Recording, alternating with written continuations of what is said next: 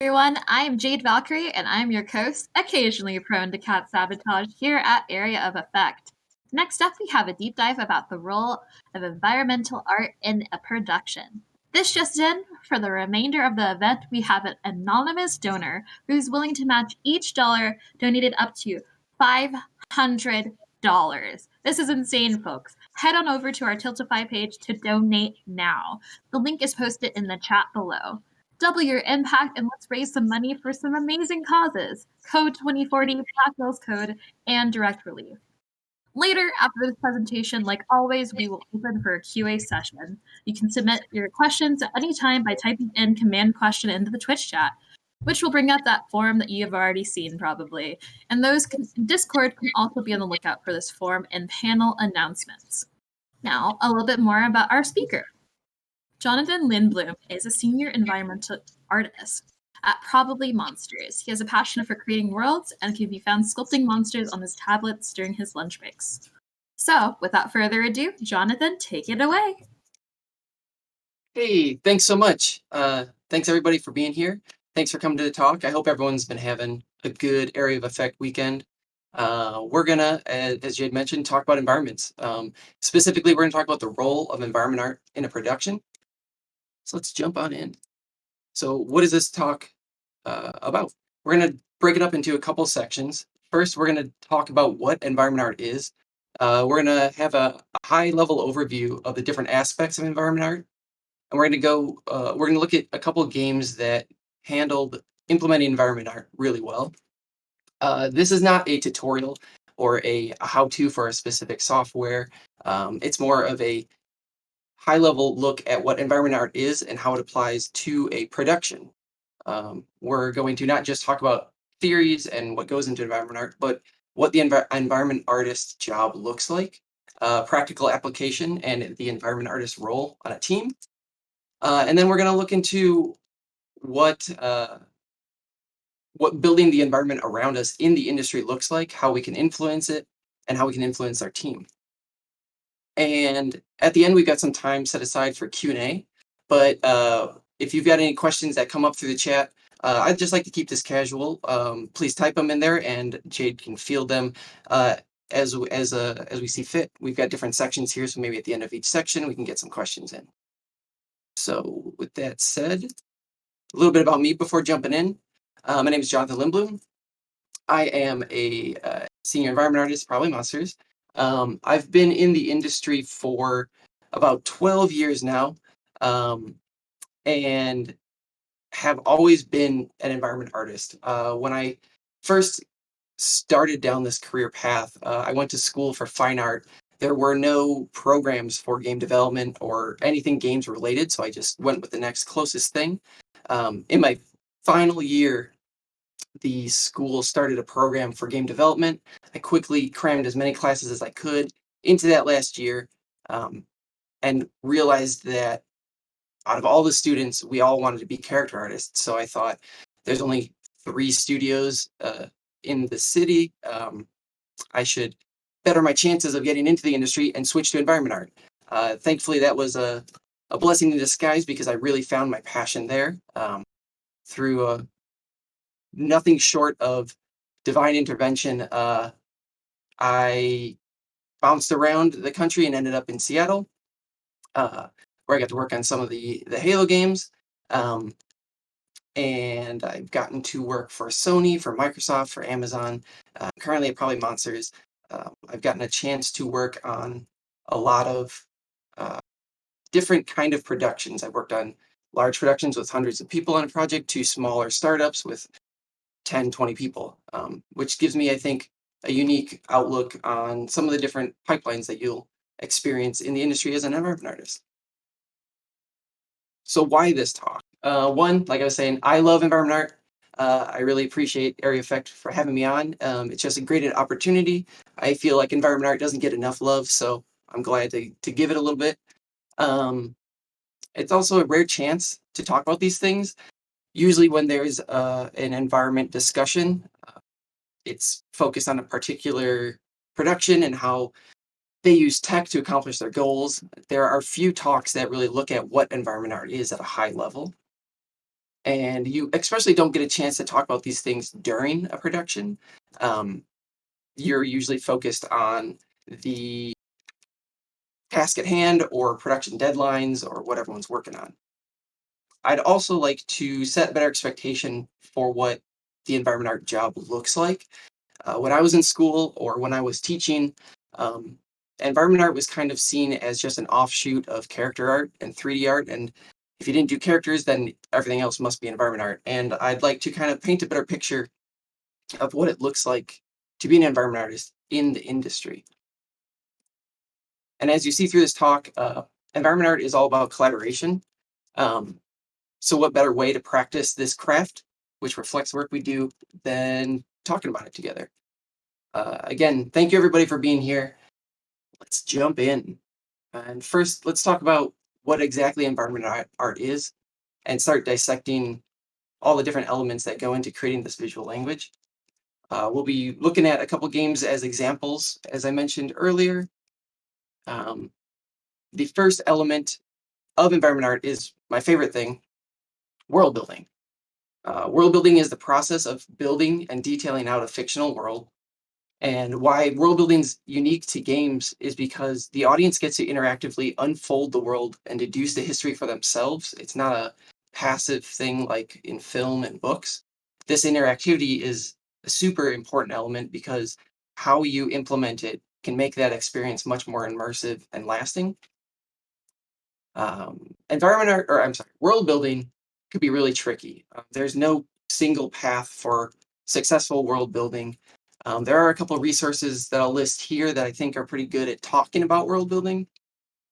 One of the ones that I really like here, the Art of Journey book is awesome in uh, just diving into how the team broke down their process and listing a bunch of reasons for why they made the decisions that they did make.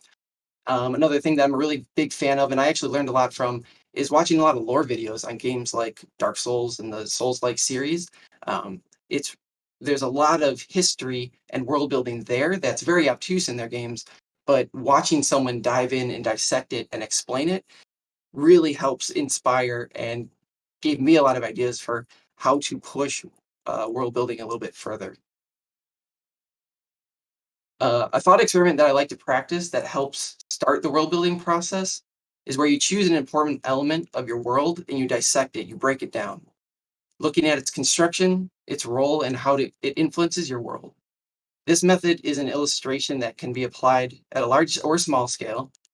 And in an effort to find key components of a world we may want to build, let's use T as an example for breaking down the world building process. So, this is just a thought process. The goal is to help you start thinking more critically of the worlds you create and the things you choose to fill them with. Ideally, whatever you put in your world should have a reason. You don't want to just put something in there without reason. Um, in this exercise, it's really important that you don't just put something there without understanding why it's there. Asking why is my favorite question. Asking why is something there? Why is it in the location it's in? Why is it being used in such a way? These are really good questions that help identify sharper razors so you can measure the content that you're putting into your game or your world. Asking these questions might actually never be explained to the audience, but they will ultimately all add up and create a believable world. And if you go through the heavy lifting of justifying everything in your game, the audience will be able to digest your content and accept the ideas you toss their way without questioning. The more answers that you have, the more believable your worlds will be, and your audience will be able to be more immersed in your world without wondering why something stands out. Also, side note, this isn't a deep dive into the intricacies of making tea. I'm sure I butcher the process of tea making. It's just an illustration. But the key takeaway from this exercise is just how this practice can be applied on large and small scales to start the world building process. So let's break down some of the components that go into making tea and how this single thing can help us start creating believable worlds. So the tea plant. Uh, it's a super interesting plant. It grows best in areas with heavy rainfall, lush areas. Humidity is good for it. And much like wine, the tea plant takes on a lot of characteristics of the environment that it's grown in. I think that's one of the good reasons that it works in this illustration. Um, when building out your world, you're looking at what kind of environment or biome is this thing taking place in. Starting with the tea plant illustration, you can place your tea plant somewhere in a lush jungle or in a barren wasteland. And because the tea plant adopts the characteristics of that environment, you can start playing with that. If we move next on to how the tea plant's harvested, um, as an environment artist, this is where things get really interesting. Here are some examples of terrace farming. It's a unique farming technique for harvesting crops on non-flat plains. Um, the cool thing about this is that in creating a believable world, seeing the influence that people have on their physical environment, for better or worse, makes the world a much more believable place. When you have different elements of your world interacting with each other, you have cause and effect in the world, it starts to become a more believable, cohesive place, and that helps with immersion. If we look at the tools that are used to harvest tea, um, these objects are super useful in building a believable world. You can imagine this basket on the left here uh, sitting out in the fields, and it could be full or tipped over or sitting somewhere empty.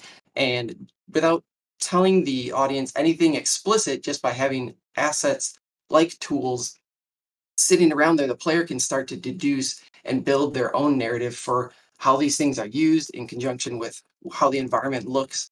Um, and again, whenever you can connect different aspects of your world together, it starts to build a more believable, real world.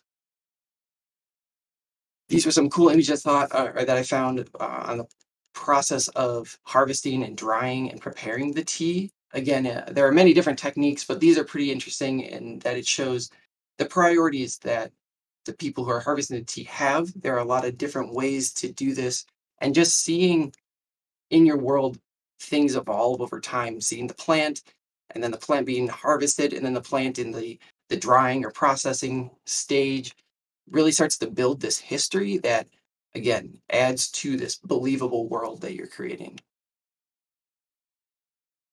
The end result of tea varies greatly in our world.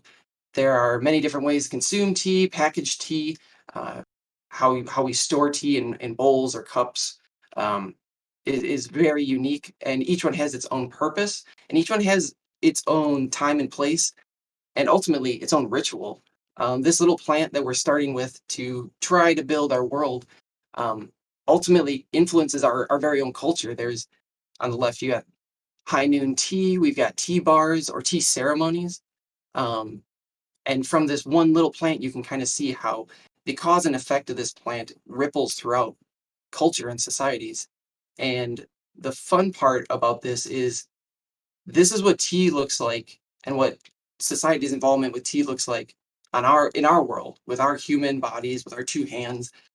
But what would tea look like in a world where you had giant sentient snakes who were harvesting this tea plant? What kind of tools would they need to make?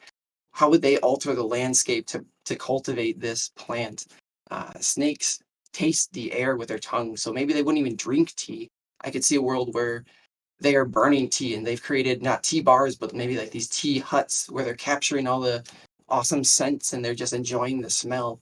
Um, and I think that this illustrations this is just an illustration to help you start thinking about world building.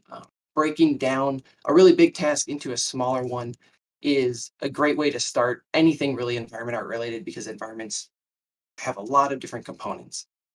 Once you have some element of your world that you're hanging on to, you think is working for you, I think layering on different bits of history is super effective. And again, grounding that world in the reality you're creating. Here's an illustration of kind of a bisection of the game Dark Souls. They've literally stacked the history of their world on top of the levels, but it creates this bigger picture that's believable, and you can start mapping out these spaces and start illustrating the relationship between them. And the more connections that you can make, again, even if they're not explicitly expressed to the audience, the more believable in the end your world will become. So moving on to environment storytelling, the next element. If world building is the process of creating a world, then environmental storytelling is the tool by which a narrative can be experienced in that world, unfolding in a way that's unique only to games, again, because of the audience interactivity. It supports the narrative of the game while telling its own story. So we're going to look at the game Journey, one of my favorite, and break down how they use their environments to reflect the player narrative, as well as tell a story about the world that the game takes place in. When the game first starts out, you're literally dropped into the middle of nowhere. It's a desert, and you only have the environment to piece together what's going on. Your only point of reference is this looming mountain out in the distance. You don't know if that's your goal or what it is. It's just your North Star. There are hints of ruins scattered all throughout the landscape. There's no other people around. You really don't have any context except for piecing together the different elements of this environment. As you progress through the starting areas, the ruins that were scattered now start to form into emptied out cities. You can kind of get the hint that there's these collapsed structures were once something bigger. And the game leverages those as gameplay elements, ramps, and platforms that you can play off of. And they use this area as sort of a foundation to build the rest of their story on. As the game goes on, the world opens up. You learn, as the player learns a little bit more about what's going on in this world, and they have some more context for the character's purpose, the game, the story. Um, the player's moveset starts to open up, and the environment starts to take a backseat. Um, the sky becomes a more inviting color. The softer tones of the sand start to feel more inviting, and these larger horizontal landscapes compositions open up, and they remove all the clutter of the ruins to allow the player to really breathe and experience the uh, not just the new abilities that they have for the game, but also the new story. The mountain that was once ominous and you didn't know what it was is now all of a sudden a beacon, and you're that's a goal that you're aiming for. And they give you the space to sort of take a moment and feel that and march towards that mountain. As you continue, the familiar mountain's gone and the sky's gone. You descend down below into the ruins. The environment starts to close in on you. It's not welcoming. The colors shift to colder values, and there's a sense of being lost. The openness is gone, and you are funneled into this path downwards. The environment starts introducing strange new architecture that you haven't seen above, and it starts recontextualizing some of the statues that you've seen before. What you thought were just ruins now actually are introduced as the game's first enemy. And that's a pretty clever little twist, I think, where the developers can use the environment to subvert your expectations. What you thought something when you thought something was safe before, now it's not. That really makes you question and pay attention to the rest of the environment. The other big thing that's different about this part of the game is that everything is downhill from here. The mountain that was your beacon is now gone, and going downhill only makes it feel like you're getting further and further away from your safe objective of a mountain. After you exit the ruins, you make your way out. You've got an uphill battle. You got to start climbing back up. You see the mountain peeking over the cold horizon. The environment starts to reflect the struggle that's happening for the player. They also learn the fate of other travelers along this path in this frozen part of the game. The giant vertical architecture now taunts the player. You can see that there's spaces up there that you can't get to. What once was the inviting horizontal compositions are now vertical compositions that always force you to be looking up, just reminding you of your scale and how small you are and how difficult this journey is going to be. Uh, let's see. And as you continue that journey, it's still a vertical composition, but it's no longer a climb. The game lets you glide and is almost pulling you towards the finish. The environment opens up. You literally have a new perspective of the world around you, which is a really useful environment tool to help sell player progression through an environment. If you get a chance to reflect on or look back upon spaces that you've been, you can piece together this journey that you've been on that really helps sell a deeper, meaningful experience for the player. The mountain is right in front of you at this point. It's no longer a distant thing, it's where you're at. Uh, and the statues that were once threats before are now revived creatures flying around with you, and everything's feeding up to this joyous finale. Some other games that really do a good job of environmental storytelling, one of them is Dead Space. Uh, Much like the movie Alien, Dead Space uses its environments to really make you feel the story. They do have clues strewn throughout the ship that you've got to find to piece together this narrative of what happened to this abandoned ship. But more than just following clues, what I really like about Dead Space, the first Dead Space, is that the environment has this oppressive, claustrophobic feeling, almost to a fault. I think there's an interview where the devs said that they went too far with it, but I think it's a great example of how you can use the environment to really evoke feeling, evoke horror, um, and really make the player feel unwelcome. Even in the save locations where there's no enemies in this game, you're still afraid and you never feel like there's a moment rest. And that's almost explicitly because of the environment. If you know me, it's no secret that I'm a huge fan of the games from FromSoft. I think they're a masterclass example in using their worlds to tell a story.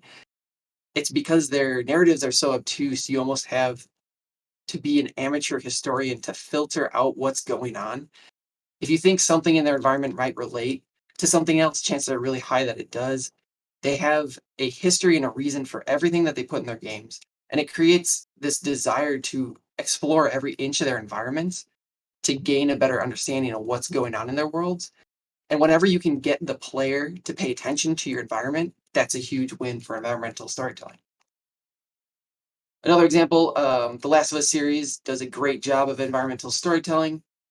Even in this piece here, you can kind of piece together what happened to this environment, how the water damage has caused erosion and landslides, and how certain vehicles are looted and opened up and their supplies are gone, while others are crashed into storefronts or used as barricades. Their games are a great example of how time and history has an effect on an environment. If something collapsed into another structure, you can see the fall off of that damage and uh, how it relates or how it changed or eroded over time.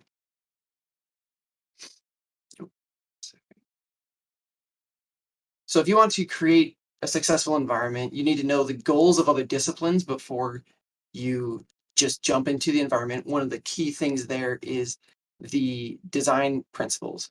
Um, we'll look back at those journey examples here with using the color scripts that they made for their game. This is a super useful tool. Uh, it's really big in films that charts out visually the tone and progression of an experience. But we're going to use it to talk about design. So if we uh, look at the beginning areas of the game where you have these big, flat, open areas that gently flow in and out of key areas, it makes the environment feel inviting and safe. It encourages exploration. The environment also allows the player to test out their new skills safely. They've got jumping, sliding, gliding. They can. This area sort of acts as a tutorial of sorts without being overtly a tutorial. And you can the key thing here is that the player can digest their surroundings and the world without feeling any pressure of the enemy or the story. They just get a chance to really build that foundation for what this space is. And it's really important that the player understands the environment that they're in before you dive into the story and the narrative and the gameplay loops. As we move down into the descent part of the game, the areas that the player can explore greatly restrict. You can see the walls are literally closing in. A lot of these sections have downward sliding areas that are really exciting, but they also create a sense of concern because you're being pulled down, whereas before you had a lot of greater control over where you were going in these open environments. If we're looking, continue up to the ascent part of the game, again, you've got Horizontal layouts give way to these vertical layouts, always causing you to look up and be reminded of the challenge that's ahead. It's important at this part, the player's skills haven't been tested in this way before. That reflects the narrative pacing of the game. And these layouts are just much more challenging overall. The large architecture structures are used to keep the player moving forward, but always looking up. And then finally, the finale. Again, it is a upward climb, but it's not a climb. It's a glide. It's a pull. It's inviting. The game is, whereas you were not in control on the downward slopes, you are in control in this kind of upward slope, if you will. Um, they give you a literal new perspective.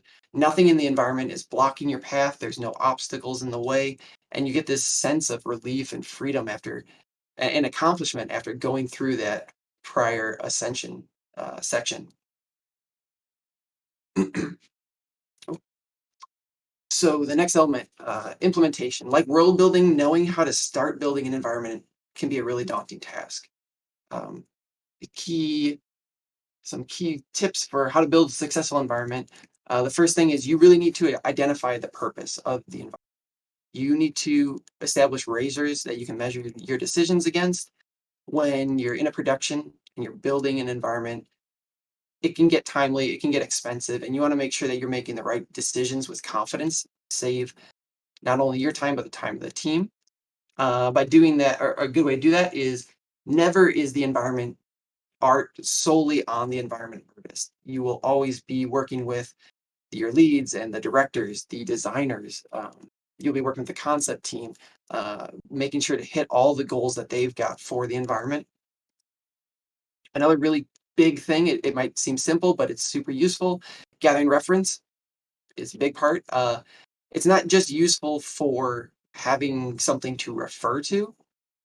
It's great because it can serve as a practice or just another razor for sharpening your decision making. It forces you to pick and choose what actually is and isn't relevant. Um, One thing that's really great about having reference is that you can, when working on a team, have something concrete to discuss and talk around rather than having assumptions. I once worked on a project where we were trying to create some characters and some environments that match those characters, and we had some rules about what we wanted the visual style to look like. And one word that we kept throwing out there was stylized. But none of the characters, none of the environments were really meshing together. They looked like they were coming from completely different games. Um, and after a couple difficult iterations, we realized we never properly defined what stylized meant. We all had our own internal understanding of it. So we put together some reference for what stylized meant, and then we had the thing that we could all focus on and talk about. See, some good places to get reference, of course, the world, photography, going outside, looking at other games and other pieces of art. But I think installation art is a great place for environment art reference. The whole goal of environment art, or I'm sorry, installation art is to change and repurpose what a space is. Um, Fashion is another really good one. A lot of visual problem solving there that can be applied in a unique way to an environment. Photography is great. I think macro photography is super inspiring.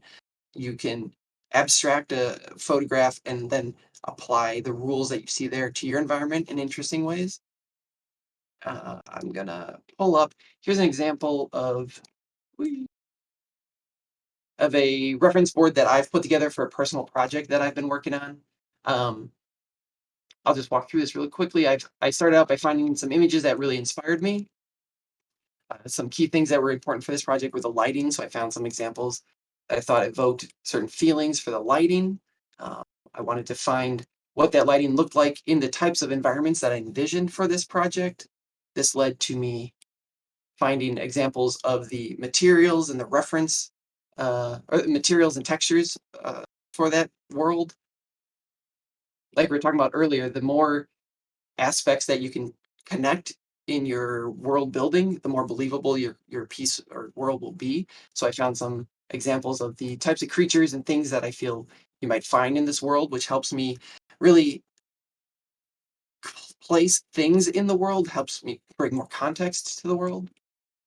Here's some examples of some installation art stuff. I found these sculptures that were little environments carved out of slabs of stone and chunks of granite.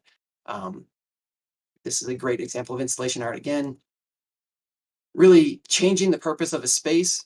But for me, this inspired a whole entire biome type for my world.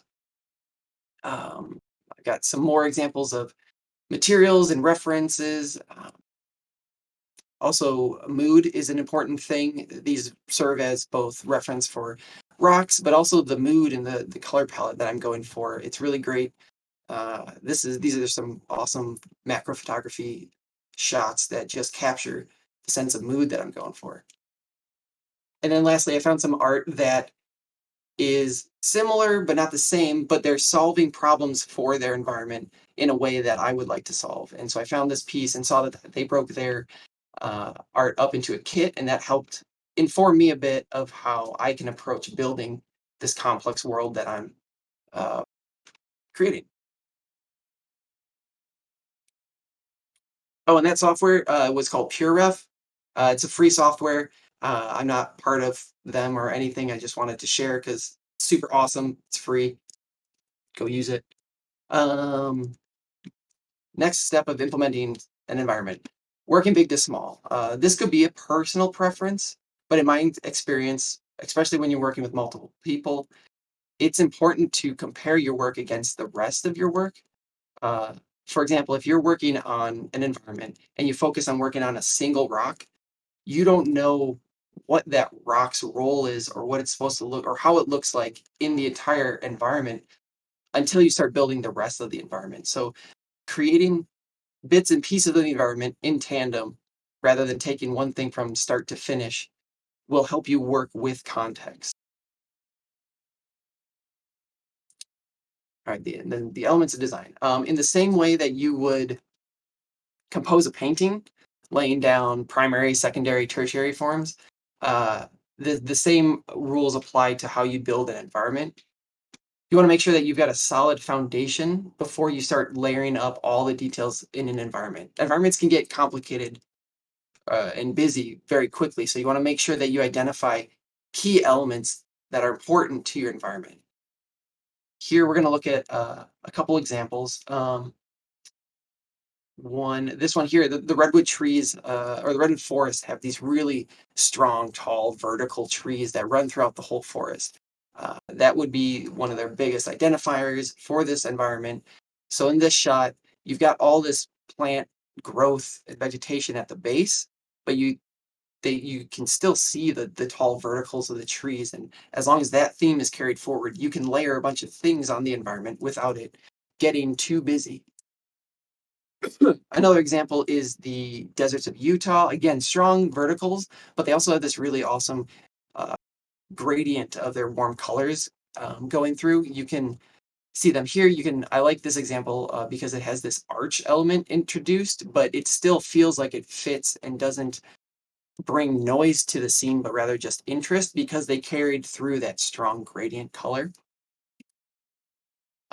These basalt columns, they're super noisy. There is a lot of information going on, but you can still visually digest it because, again, the strong element in this scene are the basalt columns, and it's literally a mountain of basalt columns. Uh, if you can imagine adding a bunch of trees and plants on here, and it would quickly become a really noisy mountain. You'd lose the basalt nature. That's your key element, and you just start muddying that visual language. This also doesn't just apply to natural landscapes. As long as you reinforce your primary visual themes, you can push your spaces pretty far without it becoming too hard to visually digest. This art installation piece has these very strong lateral wood boards, but you can piece together and it doesn't become too noisy because that theme is reiterated throughout the whole space. Even the exterior walls repeat this theme, and so it all works together to reinforce the main element and identity of your space. One of the ways that we did this in Halo 5 was On the planet Genesis, we had these really awesome fractal plants, and it was the first time you were on this alien planet, so we wanted to really play up this unknown feeling, this alien world. And one of the ways that we did this was by building compositions that always had you barely peeking around the corner of what was next. If you looked at the map as a top down, even it's almost a big spiral, almost big spiral. And so the spiral pattern of the plants is mimicked throughout the spiral pattern of the layout is mimicked through the kind of confusing what's around that next corner feeling. Again, working with context, this is a little different than working big to small. Um, again, you don't want to focus on one single asset, take it to 100% and finish it without knowing what the other assets are like and what their roles in your environment kit are. This will make you, it'll save you a lot of rework if you approach building things in tandem. Block out some pieces, get some base textures on them, put them in the engine, start seeing them working together. Then you can start making more informed decisions rather than finishing a tree 100% and it looks perfect. And then you put it into the environment and it stands out like a sore thumb. You really want your environment to be in harmony. And that brings us to building a kit. One of the biggest mistakes I see environment artists do early on in their career is starting an environment complete from scratch by just approaching everything all at once. Um, you really want to break down a scene. This is awesome artwork. There's a lot going on in this environment, but you can break down the scene into kits. That's a huge thing for environments. Um, Building modular assets that you can reuse and repurpose to make as big of an environment as you can. Uh, Modularity is key. Having assets that work from multiple sides but still serve their same purpose is important. Um, Also, when you're building a kit, I think it's best to start with the basics. Create a small version of a rock, a medium version of a rock, and a large version. See how far that gets you, and then add to the kit when you need something specific or when variety is becoming an issue. You can start adding things to the kit with reason. Um, I once worked on a project where we kind of built the level in front of us as we went. We didn't start big and work small. We went the other way. And in the end, while it looked cool, we did make, I remember the rock kit was like 30 something rocks, and it easily could have been 10. Um, but the reason we did that was because we kept creating one-off assets for specific parts of the level, and we could have done that a much smarter way, saved us a lot of time. Uh, Another example here is this really cool artwork. Um, Again, if you approach this as a single thing, it might be daunting. There's a lot of information going on, a lot of things to make. But if you take a step back and break down this kit, the pieces that are needed, um, you'll see that you only have to make a handful of things. There are a couple individual bits that are just mirrored or could be repeated. You can create tiling sheets, or you can create modular, like break that tiling sheet up into modular pieces that can just be instanced throughout the level. Here's another example from Assassin's Creed Valhalla. The entire towns are built with kits. Here's an example of one of their town kits. You can get a lot of variety out of them, and it's just good to know that they're not. It's good to set expectations that they're not building one-off buildings for every single thing. It's really important that as an environment artist, you're thinking about this kit approach first because it is expensive to make, but it also environment artists or environments, sorry, aren't cheap. They're expensive in the game, and you've got to make sure that you can build the vision in a cheap way. That also uh, applies to on a per asset level. The example of this pillar from Darksiders here is really good. I thought they could have just made a pillar and then made another one, but instead they broke it into chunks and then had pieces that could be swapped in and out. It's a really efficient and effective way to get a lot of variety out of a single asset. And so, how do you apply all of these things into an environment? You don't just want to dump all these elements into a space and then boom, you've got a successful environment. We're going to look at one of the first level of Halo 5, was a level that I worked on. I'm going to pull up a map. So if we look at a top down here of this space, starting at the bottom right, working up to the left here. This is even though it's a linear experience, uh, you still have to plan out what is the golden path. The golden path is, we'll take this first section here. The golden path is the primary path that you want the player to experience your content on. So if we were to draw out the main path here in red, that's the path where we expect and intend the player to travel through a space. But that doesn't mean that we can't also pepper in secondary and tertiary interesting beats here. It just is that red line is used as a guiding line for what's important. We can compose our scenes around it. We can budget the environment around it. We can identify what matters in this environment and what matters in each space. Path. Okay, let's see. I will skip through this really quick because we're coming up on time. I think a level that does all of this to perfection is the Tower of Latria in Demon's Souls. Go check it out. Super amazing. It's firing on all cylinders. Wonderful, wonderful job here. But I want to save some time. Jade, I just wanted to check real quick if there were any questions before we jump into the next section here. Oh, yes, there's definitely are some questions. Oh, cool. One chat question is, what art and design fundamentals have been really helpful in environmental artwork? Yeah, I think so. Quick answer, everything applies. But I think specifically for environment art, your silhouette and lighting are big, big components. Because the medium of games allows people to traverse through things and look at things from different angles and perspectives, you really want to make sure that those shapes and forms are reading. It's also really important because environments can quickly, if you don't prioritize this, environments can quickly become noisy. And so you want to make sure that those forms are playing with the lighting in a way that even though there might be a lot of information, it's a quick read because the players sometimes are just running through and you want to make sure that they don't get lost in your environment. Seems that we lost some audio.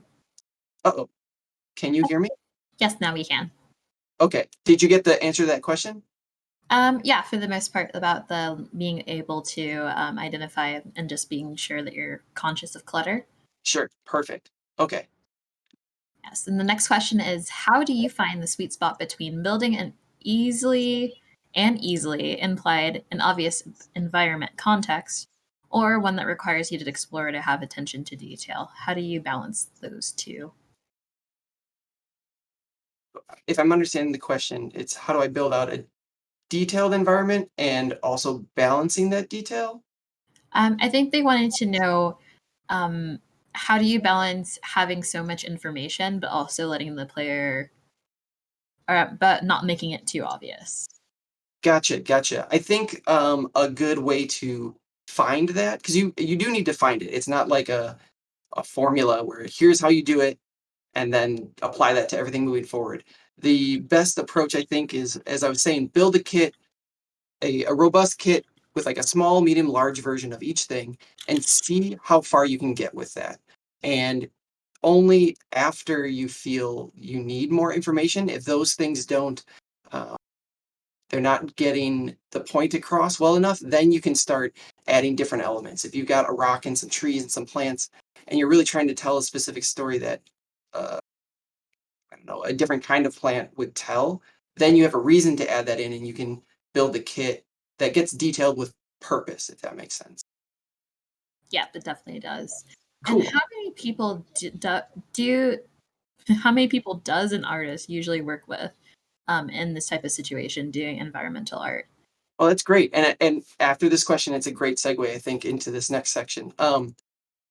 Environment art teams vary per production. Usually, the environment art team will be larger. because building an environment is such a big task, there are multiple environment artists. So there's a lot of people involved, not just environment artists. You will absolutely be working with the design team and the concept team, coming up with not just the visuals, but the flow and the gameplay of things. So environment art is very much a collaboration. If you got the budget for multiple environment artists, then that's absolutely going to happen because it's a lot of work. And if it's not you and other artists on your team, then you might be working with other artists on outsourcing or external studios. And that I think that's a great segue into this section. I'm trying to keep an eye on time here. We'll have time, I think, for some more questions. So I want to jump into what the environment artist job looks like. Now that we've looked at art, let's look at the role in a production. So similar to that question, environment art is definitely a cross-discipline job. You may at any given time be asked to do design work, tech art. You might be doing optimization or material shader work, lighting. Working with engineering is a really big thing that I was not aware of going into this industry. I've always worked with the engineers in every job that I've worked in.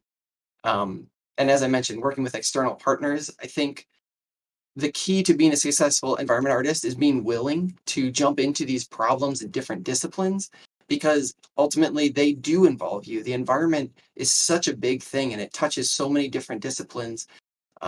It's not like you make an environment and hand it off. Like the environment will be involved throughout the whole production. So it's important for environment artists to be 100% willing to jump in and work with different disciplines. Environment artists are also have a great opportunity to be communicators. Um, there was once a time when I was working in the industry or on a project, and the concept team were making amazing designs that weren't being executed on 100% in the game. And there was this frustration that was growing where concept was wondering why their concepts weren't being created faithfully, and the environment art team was wondering why we kept getting designs that were really cool but couldn't be made because of the constrictions of the game. And as the environment artist, I got to kind of bridge the gap between explaining what the restrictions of environment art were and what the goal or the visual goals of a concept art was. And once we had that conversation, more useful and actually it ended up being better concept art was created for us. Um, So the environment artist also will be working very closely with design. Here's an example from the Fallen Order. Sorry, my screen was cut off. Ideally, you as an environment artist would be handed a block out on the left here that design would create. It serves to express what design's goals are, and then art will come in and build on top of that and reinforce those goals. But sometimes design and art might work in parallel, and you have to design the level while building the art for that level. And again, that stresses why communication is very important. Another uh, approach that I've worked as was a level artist, where we didn't have design support because the team was so small. And so, as an artist, I got to do design work, and the key there was communicating with the directors to make sure that not only was the art in line with the vision, but also the design that we were doing. And then for the last section, just being mindful of time here. Um, scroll. So we talked about building an environment for a production. Now I want to talk about building an environment in a production. While these aren't specific to environment artists, I think more than any other discipline, we have the opportunity to really leverage this because of how involved we are in a production. Um, so building the environment around you. First, be mindful that the games industry is a pretty young industry. If you look at other industries, when you've got veterans, they have multiple decades worth of experience. We're still relatively young, and we are building this industry. I think it's easy to think that we're just sort of along for the ride right now, but we're shaping this industry as we go. Um, and as we go, the industry is actually growing in notoriety, and we're starting to influence pop culture. You can see games that have really gone out to mass appeal. So being aware of our influence in this industry that we're a part of is really important, and it isn't something that I think we should take lightly. I think so being aware of how we're building is big.